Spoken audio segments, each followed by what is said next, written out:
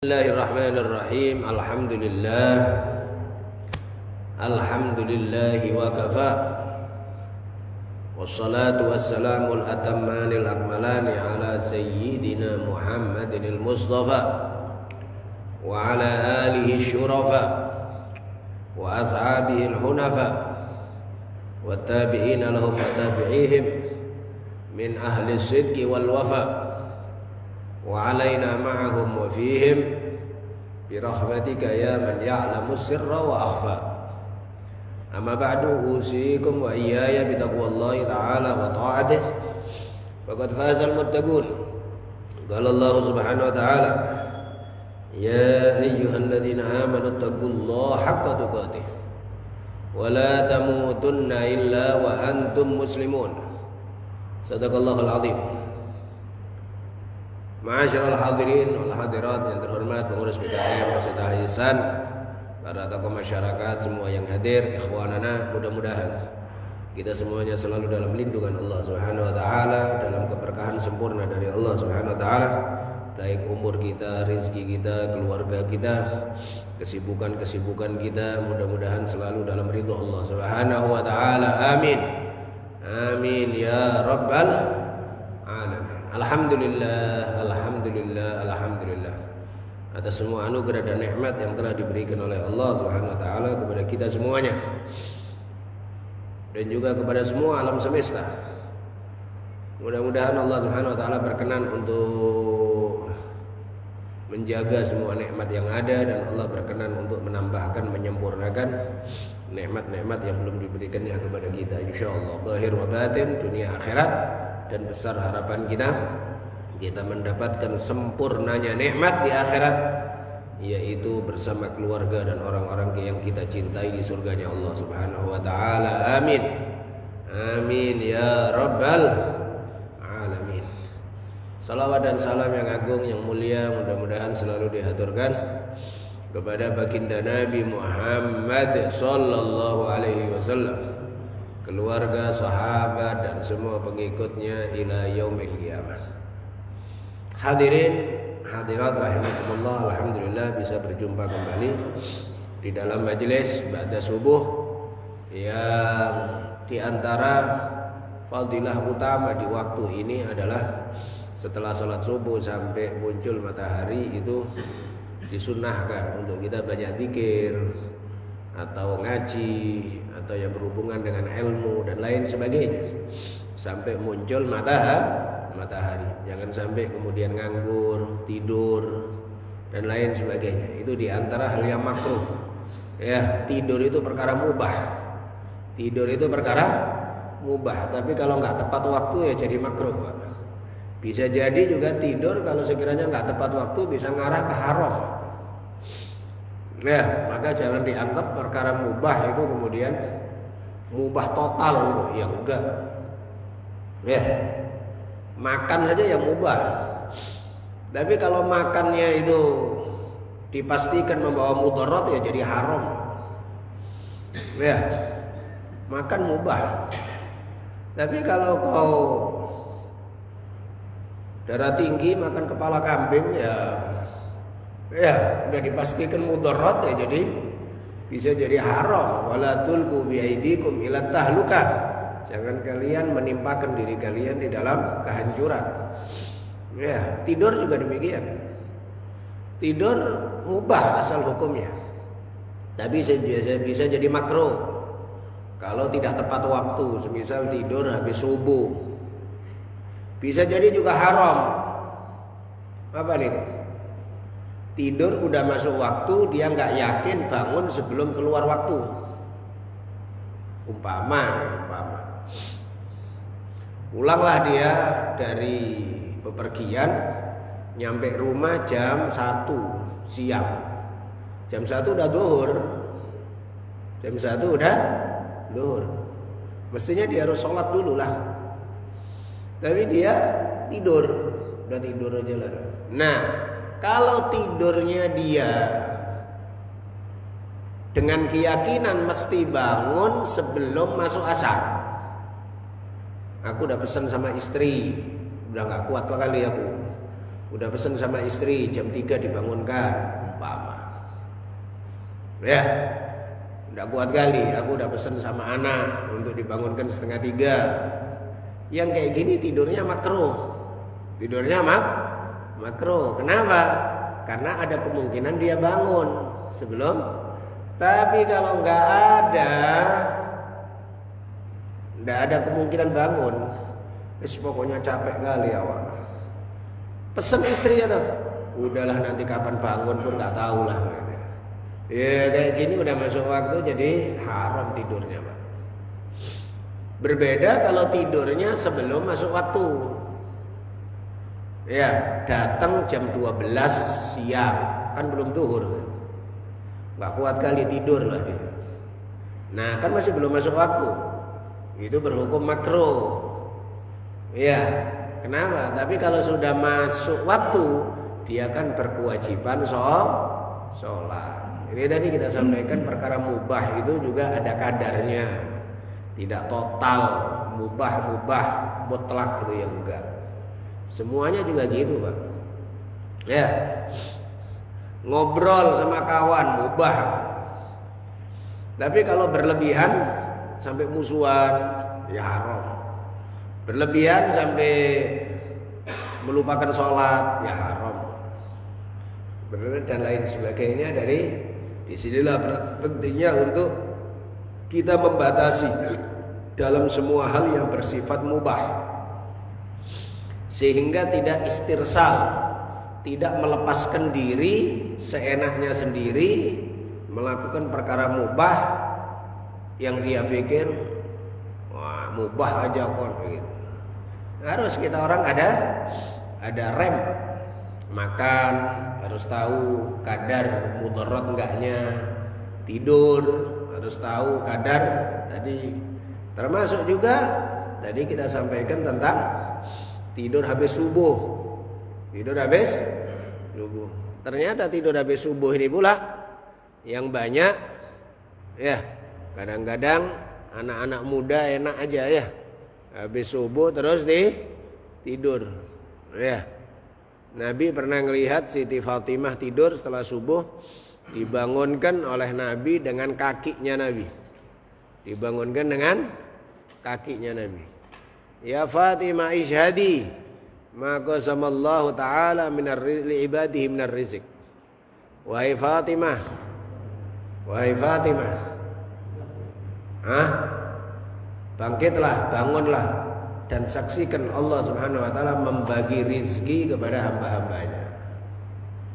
Dibangunin oleh Nabi. Menunjukkan kesungguhan Nabi dalam waktu ini adalah waktu zikir, waktu ngaji, waktu manfaat. Ya. Dan memang subhanallah para ulama mengatakan awal dan akhir siang dan malam itu menjadi waktu yang paling mulia. Akhir malam sebelum subuh. Akhir malam sebelum subuh. Awal malam habis maghrib. Habis? Itu waktu mulia. Awal siang habis sholat subuh. Habis sholat subuh. Akhir siang sore menjelang maghrib. Itu waktu-waktu mulia.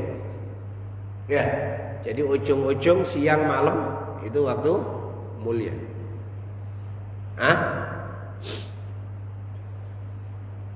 Ada hadisnya Nabi, man shallal bardain dakhalal jannah. Barang siapa yang menjaga dua sholat waktu dingin. Dua sholat waktu dingin, maka dipastikan dakhalal jannah, masuk surga. Para ulama mengartikan hadisnya Nabi ini, hadisnya sahih. Ada disebutkan di dalam Riyadhus Shalihin. Artinya dua sholat dingin adalah sholat subuh dan sholat asar. Sholat subuh dan sholat asar. Ya, sholat asar sih ya nggak dingin-dingin kali, tapi maksudnya sudah mulai masuk ke malam. Ya, mulai masuk ke malam. Ini tadi kita sampaikan pentingnya kita berusaha untuk melek lah. Ya, habis subuh membiasakan diri untuk cari kesibukan. Cari kesibukan. Dulu orang-orang tua kita, Pak, nggak ada kesibukan pun habis subuh paling nggak minum kopi, Pak. Minum kopi, iya kan? Minum kopi, baca Yasin. Ya, pokoknya disibukkan. Ya. Tapi ya kadang-kadang kita orang karena sudah kebentur sama jam-jam kerja, akhirnya kita orang mengabaikan waktu-waktu mulia. Karena takut ngantuk kerja, akhirnya tidur habis subuh. Ya. Bahkan naudzubillah sebagian orang membiasakan bangun jam 7:30, salat subuhnya udah terlambat. Karena lebih mementingkan jam kantor, jam kerja. Nah, naudzubillah min dzalik. Itu udah jelas-jelas itu dosa-dosa besar. Ya. Maka berusahalah untuk istilahnya kita mengatur waktu kita sesuai dengan jadwalnya Allah Subhanahu wa taala yang dimau sama Allah. Kalau makruh tidur ya jangan tidur. Semisal habis asar ya. Habis asar. Dan lain sebagainya dari waktu-waktu yang mulia. Kita lanjutkan majelis kita. Yang akhir dari pembahasan kita waktu lalu adalah tentang dalil-dalil membangun kuburan dan juga menulisin nisan. Sudah kita jelaskan hukum asalnya adalah membangun kuburan kalau di tanah yang bukan miliknya pribadi, tanah umum, maka haram, nggak boleh, Pak. Karena itu tadhyik, istilahnya bikin sempit orang lain. Ya, tanah wakaf kok kemudian dibangun-bangun pula. Ya kan? Nggak boleh. Kenapa? Karena itu hak umum. Berbeda dengan tanah sendiri. Kalau tanahnya sendiri ya terserah dia kan gitu ya. Meskipun hukum asalnya membangun kalau tidak ada tujuan-tujuan niat baik berhukum makruh. Niat baik itu semisal kuburannya orang solihin untuk supaya nyamannya orang yang ziarah umpama. Ada niat yang baik. Ya. Demikian juga itu adalah bagian dari memberikan tanda. Ya, tulisan segala macam. Imam Syekh Nawawi Al-Bantani di dalam kitab Nihayatuz Zain beliau mengatakan makruh nulis-nulis di atas nisan kuburan kecuali ada niat yang baik. Semisal sebagai tanda, ya, dan tidak dikhawatirkan tulisan itu terhinakan. Terhinakan itu umpamanya Pak tulisan-tulisan Al-Qur'an atau tulisan-tulisan zikir yang kemungkinan dilangkah-langkahin sama orang, itu nggak boleh itu Pak. Tapi kalau hanya sekedar tanda nama orang, wafatnya dan lain sebagainya, maka itu diantara niat yang diperkenankan. Dalam hadis Nabi ketika meninggal dunia Sayyidina Utsman bin Mad'un. Utsman bin Mad'un itu keluarganya Nabi dari Rodok, satu susuan sama Nabi. Meninggal dunia. Beliau orang muhajirin pertama yang wafat di kota Madinah. Setelah hijrahnya Nabi, Utsman bin Mad'un ini yang pertama kali wafat. Nabi meletakkan batu besar di kuburan Utsman bin Mad'un dan beliau mengatakan, aku jadikan sebagai tanda untuk kuburan saudaraku dan aku akan memakamkan keluarga-keluargaku di sekitaran sini. Ngasih tanda batu besar.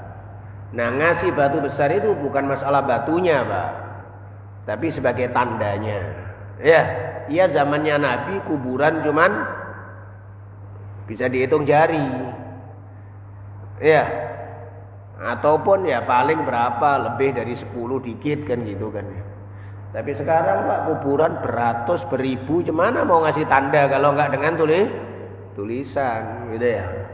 Maka kita ngelihat tujuannya, bukan masalah batunya, tapi tujuannya. Kemudian berikutnya adalah ma hukmu talqinil mayyit.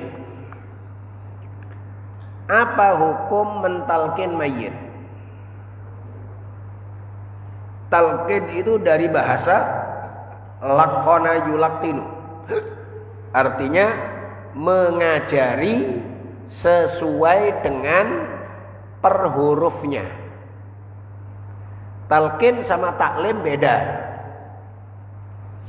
Ya, talqin itu ngajarin sesuai dengan persis huruf.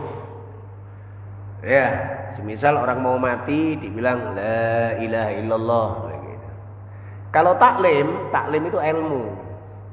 Enggak harus persis dengan kalimatnya, kata-katanya, yang penting paham. Nah, talqin itu talqin itu semisal seorang guru ngajarin murid ngaji Quran, itu talqin. Seorang guru ngajarin murid zikir-zikir dan doa tertentu, itu namanya talqin. Istilahnya harus sesuai. Kalau ilmu itu kalimatnya ya pastinya berbeda sih. Tapi yang penting arah tujuannya, mafhumnya yang difahamin itu benar. Ya, mohon maaf saya dulu ngaji kitab ini sama guru saya. Kemudian saya sampaikan kepada bapak-bapak, ini namanya taklim. Karena pastinya yang saya sampaikan tidak sama persis bahasanya dengan bahasa guru saya. Tapi sudah difahamin maksudnya tidak salah, gitu loh. Nah, talqin banyak riwayat-riwayat hadis tentang Nabi mentalqin sahabat la ilaha illallah. Ya. Semisal dalam kitabnya Syekh Abdul Qadir Jailani disebutkan bab khusus tentang bab talqinud dzikir. Bab tentang talqin dzikir. Maka di antara salah satu tanda keterikatan murid dengan guru adalah guru mentalqin la ilaha illallah kepada murid. Disebutkan dahulu Nabi pertama kali mentalqin Sayyidina Ali bin Abi Thalib untuk mengucapkan la ilaha illallah 3 kali. Kemudian para sahabat yang lain minta. Kemudian Nabi waktu kumpul sahabat di masjid, Nabi bertanya sama sahabat, hal fikum ghairukum? Apakah di antara kalian ada selain kalian? Maksudnya selain kalian itu Yahudi, orang-orang yang bukan Muslim maksudnya. Sahabat mengatakan, la ya Rasulullah, tidak Rasulullah, kami semuanya Muslim. Ahliku alaikumul bab, tutup semua pintu. Tutup semua, ditutup masjid, pintu tersebut, pintu masjid ditutup sahabat. Kemudian Nabi mentalqin, ucapkan oleh kalian la ilaha illallah 3 kali. La ilaha illallah sahabat. La ilaha 3 kali. Kemudian Nabi bersabda, abshiru innallaha qad ghaffara lakum. Gembiralah kalian semuanya, sesungguhnya Allah telah mengampuni kalian semuanya. Ini talqin Nabi kepada para sahabat. Nah, talqin ini dijadikan salah satu perhatian serius di dalam dunia tasawuf. Zikir-zikir tertentu. Ya, memang Pak, mohon maaf, sufi sama orang umum itu agak beda Pak. Ya, jujur, tidak merendahkan orang umum, tapi orang umum yang penting dia berpikir yang penting ibadah nggak salah. Tapi kalau sufi itu lebih khusus sampai zikirnya nggak boleh berubah, doanya nggak boleh berubah. Harus persis. Berapa kalinya harus persis. Cara duduknya harus sama dengan yang diajarkan gurunya. Demikian seterusnya. Inilah bentuk kesungguhan. Bentuk kesungguhan. Ya. Maka oleh sebab itu berbagai macam thariqah berbeda-beda. Ada yang sebagian zikir harus nutup kepala. Ada yang sebagian zikir cara goyangnya berbeda. Ya, gurunya ngajarin kayak gitu. Gurunya ngajarin semisal itu. Bolehkah itu? Ya boleh aja, Pak. Ya orang memang pastinya kan ada tingkatan-tingkatan. Kita tidak merendahkan orang yang tidak mau gerak-gerak. Ya memang pada dasarnya zikir biasa gitu. Tapi ada beberapa yang memang dilakukan dengan rasa gembira yang sangat, rasa perasaan syahdu yang luar biasa dan lain sebagainya. Apakah ada dalilnya? Ada. Disebutkan Sayyidina Ja'far bin Abi Thalib, abangnya Sayyidina Ali. Abangnya Sayyidina Ali, Ja'far bin Abi Thalib. Saat Nabi bersabda kepada beliau, "Ya Ja'far, asbahta khalqi wa khuluqi." Ja'far, engkau mirip bentuk tubuhmu sama etikamu denganku. Nabi muji Sayyidina Ja'far, disebutkan Sayyidina Ja'far sampai berjoget saking gembiranya. Berjoget saking gembiranya dipuji oleh Rasulullah. Sayyidina Umar bin Khattab ketika pamit mau umroh sama Nabi. Pamit mau umroh sama Nabi. Dari Madinah ke Mekah mau umroh. Nabi bersabda sama Sayyidina Umar, "Asyrikni fi du'aika ya ukhayya." Masukkan aku, gabungkan aku dalam doamu wahai adikku. Wahai adikku. Kan lebih tua Nabi ya, lebih kurang umur 14 tahun, 15 tahun. Sayyidina Umar sama Nabi. Sayyidina Umar disebut Nabi adik. Gabungkan aku dalam doamu wahai adikku. Dalam riwayat hadis tersebut Sayyidina Umar mengatakan, "Kittu an atif farahan min qaulihi ya ukhayya." Hampir saja aku terbang karena gembiraku aku disebut adikku. Aku disebut adik oleh Rasulullah. Hampir aku terbang. Berarti ini menunjukkan kegembiraan tertentu. Ya, menjadi dalil sebagian thariqah yang ya. Maka Tuhan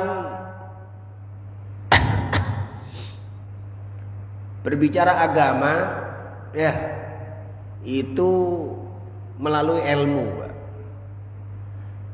Ya. Tanya ulama betulan, tanya dalil-dalil.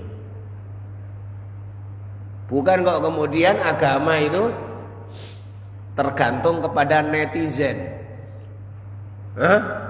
Netizen tidak cocok, semuanya terus dianggap bodoh semuanya. Ya, netizen Pak nggak jadi ukuran Pak. Ya, kadang-kadang komentar-komentar di media sosial asal aja.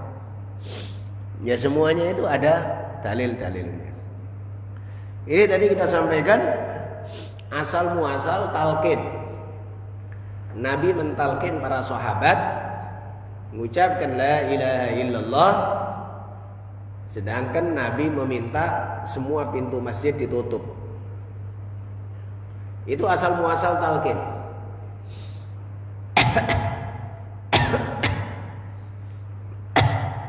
Sekarang yang ditanyakan mentalqin orang mati gimana?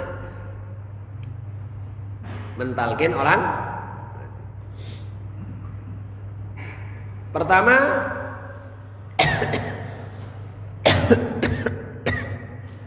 ditanyakan yang dimaksud orang mati itu orang akan mati atau orang sudah mati? Karena hadisnya Nabi jelas secara lafdiyah, lafaz ya, redaksi lafadznya Nabi, laqinu mautakum la ilaha illallah. Talqinlah orang-orang mati di antara kalian dengan ucapan la ilaha illallah.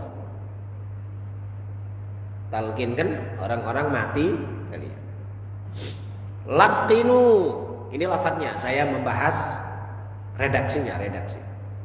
Laqinu, talqinkan oleh kalian semuanya mautakum, orang-orang mati kalian dengan lafaz la ilaha illallah. Udah, itu redaksinya. Kalau kita, ulama-ulama kita memahami, karena redaksinya Nabi bersifat umum, mautakum itu orang-orang mati, bisa diartikan orang akan mati, bisa diartikan orang yang sudah mati. Kalau kita mengartikannya, ada orang ngotot, pokoknya yang dimaksud Nabi orang yang akan mati. Ya kita nanya, dari mana pengkhususan orang yang akan mati? Apakah Nabi ada sabda redaksinya, talqinkan orang yang akan mati dengan la ilaha illallah? Atau ada lafaz jangan ditalqin orang yang sudah mati dengan lafaz la ilaha illallah? Adakah riwayat itu? Tidak ada. Redaksinya cuman laqinu, talqinkan oleh kalian mautakum, orang-orang mati kalian. Orang-orang mati kalian bisa diartikan orang yang akan mati, orang yang akan mati. Bisa diartikan juga orang yang sudah mati. Ya, sebagaimana hadis Nabi umpamanya, dawu mardokum bis shadaqah, obati orang-orang sakit kalian dengan sedekah. Bisa jadi orang yang akan sakit diobati dengan sedekah supaya nggak sakit, atau orang sudah sakit diobati dengan sedekah sehingga dengan doanya orang yang diberi sedekah orang ini sembuh dari sakit.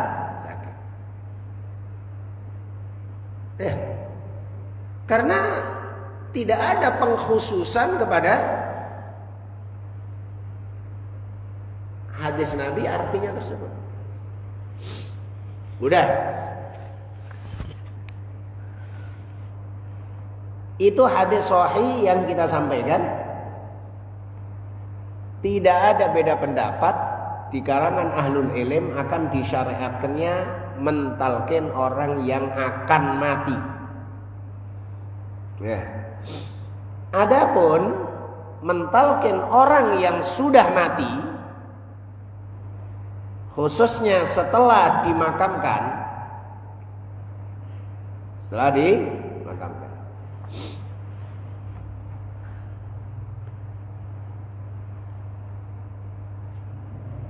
ini kita sampaikan hadisnya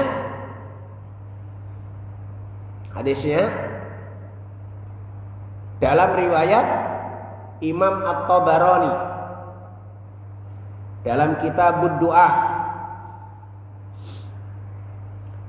Imam Ibn Asakir dalam kitab Tarikh Damaskus,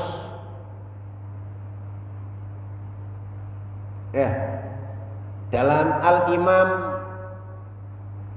Ar-Rib'i dalam kitab Wasayal Ulama ada hadis gini, riwayat Abu Umamah Al-Bahili, sahabat Nabi radhiyallahu anhu, marfu'an, maksudnya marfu', ini sabdanya Nabi, idza mata ahadum min ikhwanikum, kalau mati satu orang dari saudara kalian, fasawwaitum alaihi turab, kemudian kalian meratakan tanah di atasnya, falyakum ahadukum ala ra'sil qabri, hendaklah salah satu kalian berdiri di arah kepalanya kuburan. Kepala kuburan. Bisa menghadap ke mayit, yang penting hadisnya kepala. Jangan di kaki, kepala. Summa liyakul, hendaklah dia berkata, ya fulan ibn fulanah. Fulan putra fulanah. Disebutkan dalam talqin lebih afdal menyebut nama ibunya daripada bapaknya. Kenapa? Karena talqin dan doa kuburan itu diharapkan rahmat Allah. Dan ibu lebih besar nilai rahmat daripada bapak. Nabi kalau doakan si mayit, ibu ya, bin kepada ibu. Ya fulan bin fulana, fa innahu yasma' wa la yujib. Sesungguhnya dia mendengar meskipun enggak bisa jawab, sabdanya Nabi. Tsumma liyaqul, kemudian dia berkata lagi yang kedua, ya fulan ibn fulana, fa innahu yastawi qa'idan. Sesungguhnya dia tegak duduk. Tsumma yaqul ya fulan bin fulana, yang ketiga kali. Fulan bin fulana. Fa innahu yaqul, maka mayit berkata, arsyidna rahimakallah. Beri kami petunjuk, mudah-mudahan Allah merahmati engkau. Falyaqul, hendaklah dia berkata, uzkur ma kharajta alaihi minad dunya minasyahadah alla ilaha illallah wa anna muhammadan abduhu wa rasuluh. Wahai fulan, ingatlah perjanjian yang kau bawa ketika keluar dari dunia, yaitu kesaksian sesungguhnya tiada Tuhan selain Allah dan sesungguhnya Nabi Muhammad hamba dan utusan Allah. Wa annaka radita billahi rabba, sesungguhnya engkau ridha Allah sebagai Tuhanmu, wa bil islami dina, Islam sebagai agamu, wa bi Muhammadin sallallahu alaihi wasallam nabiyya, Nabi Muhammad sebagai nabimu, wa bil Qur'ani imama, Quran sebagai imammu. Ini sabdanya Nabi. Fa inna munkaran wa nakiran ya'khudhu kullu wahidin minhuma bi yadi sahibi wa yaqulu intaliq bina ma naqudu indaman luqina hujjata fayakunullahu hajijahu dunahuma. Sesungguhnya mungkar nakir akan memegang tangan kawannya dan mengatakan, ayo pergi ajalah kita.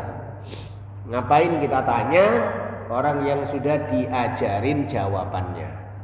Ini sabdanya Nabi. Maka Allah Subhanahu wa taala yang merahmati dan menjaganya dari dua malaikat mungkar nakir tersebut. Ya. Ada orang yang mengatakan itu hadis dhaif. Dikatakan di sini umpama disebutkan hadis itu dhaif, umpama, maka tetap boleh diamalkan di dalam fadhailul a'mal. Karena ini tidak ada hubungannya dengan akidah, dengan tauhid, fadilah sebuah amal, maka boleh diamalkan. Ya. Wa yusta'nasu aidan, dan juga diambil dalil istiqnas. Dalil istiqnas itu dalil menjadi lebih tenangnya hati. Firman Allah Subhanahu wa taala, "Wa dzakir fa inna dzikra tanfa'ul mu'minin." Memang arti asalnya wa dzakir fa inna dzikra tanfa'ul mu'minin itu mengingatkan orang mukmin yang masih hidup. Tapi kenapa pula dikhususkan orang yang mukmin masih hidup? Bisa juga orang yang sudah mati, karena banyak hadis-hadis yang menjelaskan orang mati pun mendengarkan langkah kaki orang yang di atasnya. Salam orang yang di atasnya, dia juga mendengarkan. Ya.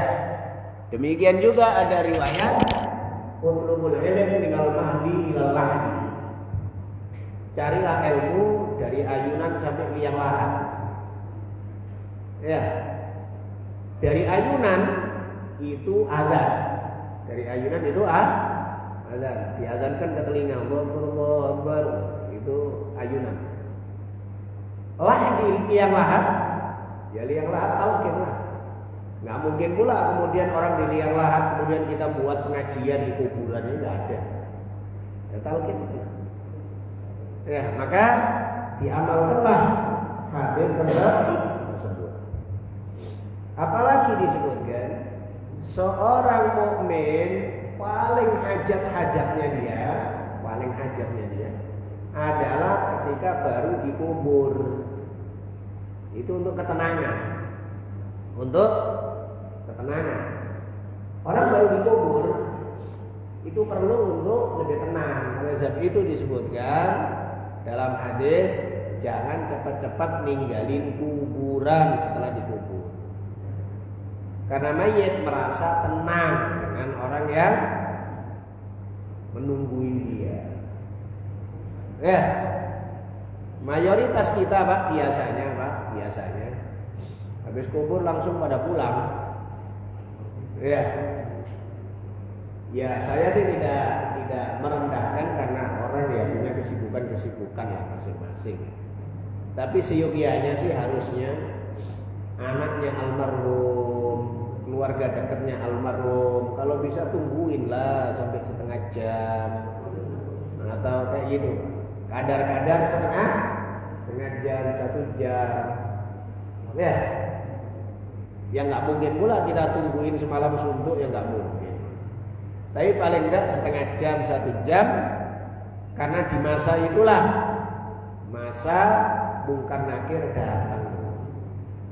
Disebutkan kan, Munkar Nakir itu datang ketika orang sudah langkah kakinya sudah meninggalkan kuburan. Fa innahu yasma' Qur'ani alihim, hadisnya. Mayit mendengarkan langkah kaki orang di atasnya. Nah, disitulah supaya kita tenang. Dalam hadis yang lain ucapan Sayyidina Anas bin Malik, biqadri ma yunharul jazur, dengan kadar disembelihnya onta. Jadi onta kalau disembelih kemudian dicincang-cincang dengan kadar semisal itu. Ya anggaplah kira-kira sapi gimana Pak kalau disembelih. Ya kalau orang udah ahli lama, tapi kalau orang yang ahli yang udah terbiasa anggaplah setengah jam, 1 jam, udah langsung disembelih terus dikulitin, dicincang-cincang cepat kalau orang yang sudah ya itu bikin ketenangan kepada si mayit. Nah, kalaupun si pelayan secara hukum repot untuk melakukannya, kalau bisa sih kalau bisa keluarga dekatnya. Ya. Bahkan kita dapetin adat-adat di Jazirah Arab, di Mesir, di Hadramaut, di Yaman, di Yordan. Kalau ada orang meninggal dunia itu mesti di kuburannya itu dikasih tenda. Kasih tenda. Supaya apa? Supaya orang tenang, nggak kena panas. Jadi tempat kuburannya itu sudah dipasang tenda.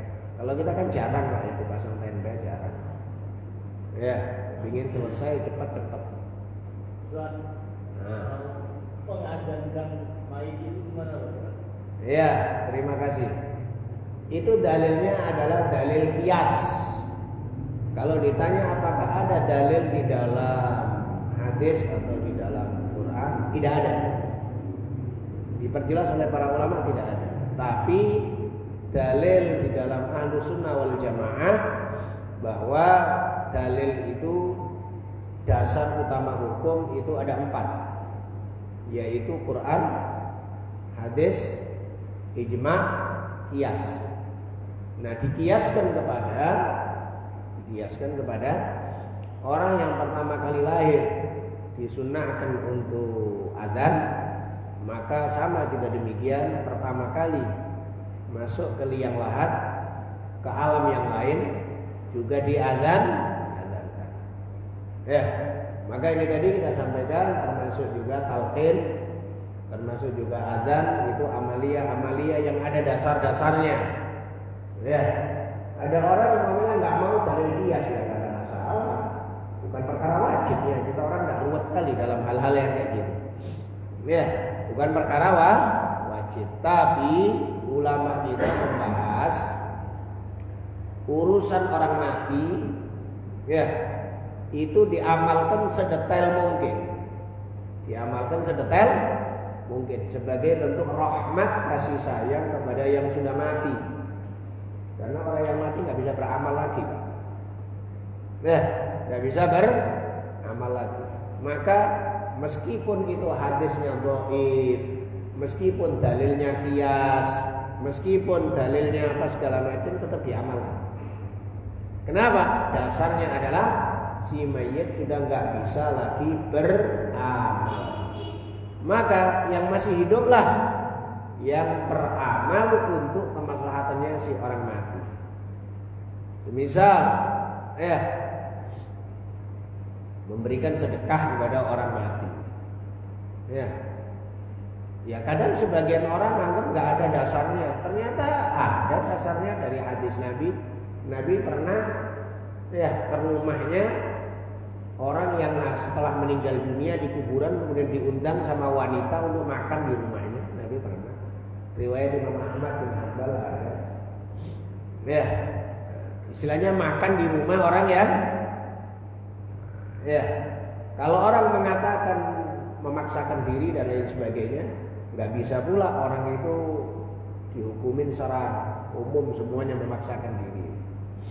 Ada sebagian orang yang ikhlas mengerti, ya kan, dan menjadi kesempatan dia untuk berbakti kepada orang tua yang sudah wafat. Ya, yang penting dijaga hukum fikihnya. Misal nggak ada anak yatim. Kalau ada anak yatim berarti hartanya tercampur dengan harta anak yatim. Ya, kalau sekiranya mau buat tahlil, mau buat apa, ya jangan pakai duitnya almarhum. Keluarga-keluarganya yang masih hidup tetean dan lain sebagainya. Ya, maka nggak ada masalah tentang hal tersebut. Sama juga demikian tentang azan. Tapi yang ada dikiaskan itu cuma azan, cuman azan saja, bukan iqamat, tapi azan. Dan juga kesunahan azan yang disebutkan dalam agama tentang banyak hal. Semisal disunahkan azan ketika musafir pergi, ya, mengarah ke kias-kias sana. Orang musafir kan disunahkan untuk diadzani.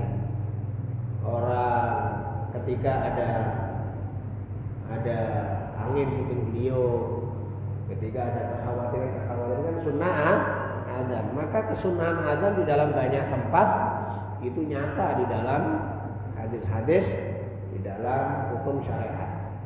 Ya, tapi kalau tadi ditanyakan dalil secara pastinya, maka para ulama mengatakan dalil azan di kuburan itu adalah kiasan, dikiaskan kepada orang yang musafir atau dikiaskan kepada orang yang baru lahir.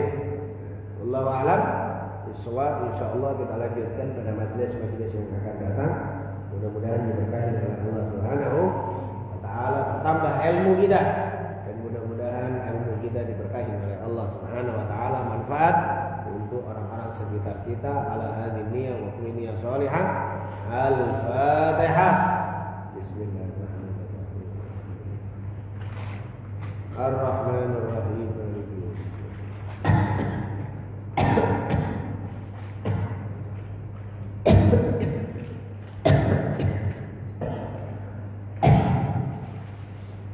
Bismillahirrahmanirrahim. Alhamdulillahirabbil alamin. Allahumma shalli wa sallim ala sayyidina Muhammad wa ala alihi wa sahbihi ajma'in. Rabbana taqabbal minna innaka antas samiul 'alim wa tub 'alaina innaka antat tawwabur rahim. Allahumma zidna 'ilman nafi'an wa 'amalan shalihan mutaqabbalan wa rizqan wasi'an halalan thayyiban mubarakan. Allahumma la sahla illa ma ja'altahu sahlan wa anta taj'alul 'amra idza shi'ta sahlan. Allahumma inna nas'aluka al-'afiyata wa al-'afiyata أنفسنا بطاعتك وأمر قلوبنا برحمتك وأمر أرواحنا بمعرفتك وأمر أسرارنا بمشاهدتك. اللهم إنا نسألك موجبات رحمتك وعزائم مغفرتك والسلامة من كل إثم والغنيمة من كل بر والفوز بالجنة والنجاة من النار. ربنا هب لنا من أزواجنا وذرياتنا قرة أعين واجعلنا للمتقين إماما. اللهم اجعل جمعنا هذا جمعا مرحوما وتفرقنا من بعده تفرقا معصوما ولا تجعل فينا ولا أحدا منا شقيا ولا محروما. اللهم سلمنا والمسلمين وعافنا والمسلمين واحفظنا والمسلمين وانصرنا والمسلمين وفرج عنا والمسلمين. اللهم انصر إخواننا المسلمين في فلسطين وفي سائر بلادك وأرضك أجمعين. اللهم انصرهم نصرا عزيزا وكن لهم معونا ومعينا. ربنا آتنا في الدنيا حسنة وفي الآخرة حسنة وقنا عذاب النار. وصلى الله وسلم على سيدنا محمد وعلى آله وصحبه أجمعين والحمد لله رب العالمين. والعفو منكم. السلام عليكم ورحمة الله وبركاته.